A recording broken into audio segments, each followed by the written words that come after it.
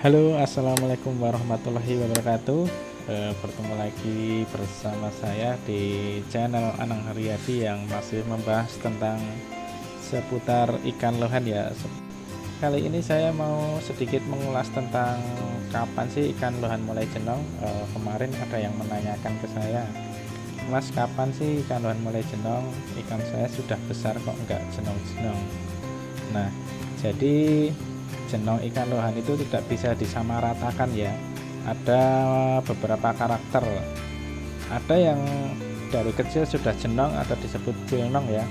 Jadi lohan yang cilnong ini ukuran 5 atau 7 cm dia sudah mulai jenong ya. Itu yang bahkan ada pula ikan lohan yang sudah menginjak 12 cm, 14 cm, 16 cm dia belum jenong.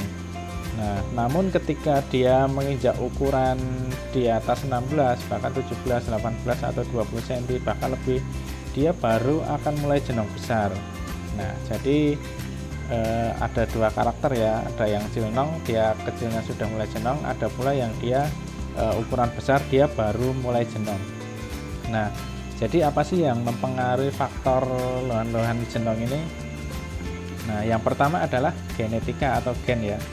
Jadi ketika kita breeding atau beternak menggunakan indukan yang dulunya kecilnya dia jenong, ketika kita menggunakan ikan tersebut untuk breeding, maka besar kemungkinan dia akan menurunkan ke anaknya. Jadi nanti anaknya banyak yang cilnong-cilnong ya, namun dia bukan jaminan.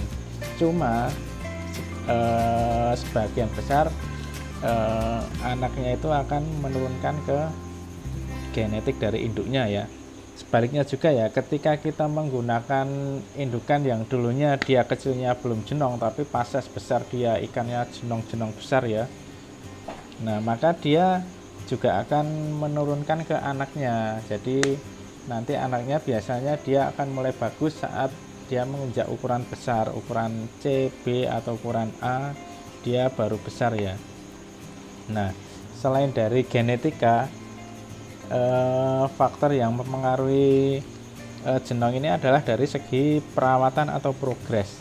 Jika ikan dirawat dengan baik dan benar, maka ikan tersebut akan jenong dengan sendirinya ya. Jadi kita progres dengan cara menjaga kualitas air, dengan cara memberi pakan yang teratur, memberi pakan yang baik, sering memberi undulan. Maka jika lohan itu membawa genetik jenong, maka dia akan cepat jenongnya ya.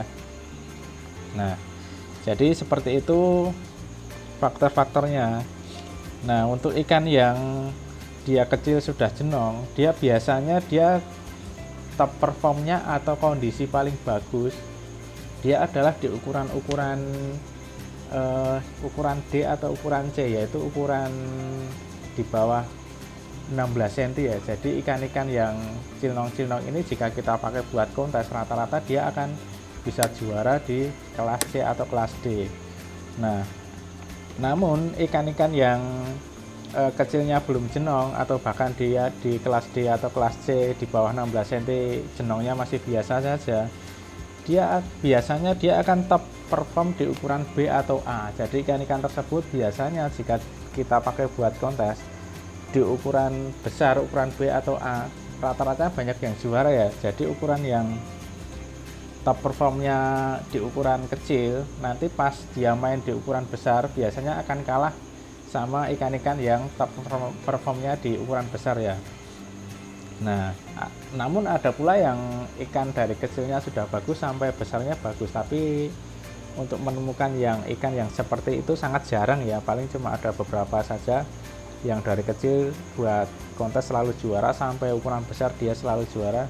Itu sangat jarang sekali karena ikan mengalami berada di top perform itu biasanya ada di ukuran kecil atau ukuran besar. Nah, namun perlu buat catatan juga bahwasannya tidak semua ikan itu bisa jenong ya. Ada pula yang dari kecil nggak jenong, dipelihara sampai besar nggak jenong, bahkan sampai mati pun nggak jenong ya.